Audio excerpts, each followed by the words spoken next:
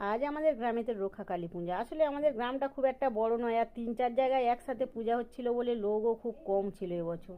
আসলে হয়েছে কি, প্রথম থেকেই ফাল্গুন মাসের একদম মায়ের দয়া এত হচ্ছিল, বামন বিধান দিচ্ছিল না পূজার, ওই জন্য এই দেখো শেষের দিকে হয়েছে। আর একটা গ্রামে একসঙ্গে 3-4 জায়গায় পূজা হয়, লোকও খুব কম।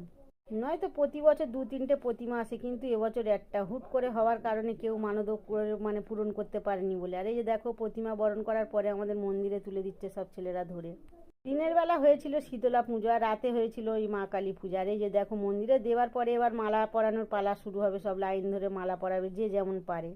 আসলে প্রচুর লোক হয় আর প্রচুর মালা টালা দেওয়া হয়, আর হরিণর তো হয় প্রচুর পরিমাণে, কিন্তু এবছর 3-4 জায়গায় হওয়ার কারণে লোক একটু কম, আর সব কিছু যেন কেমন মরা মরা লাগছিল, যেন পুজো পুজো মনেই হচ্ছিল না। কিন্তু তবুও পূজাটা হয়েছিল, যাই হোক অসময়ে, আর ওই শেষ সময় এসে যা হলো। আর এই যে দেখো হরিণর দেওয়ার পালা এবার শুরু হলো, প্রচুর হরিণর হয় আমাদের গ্রামেতে।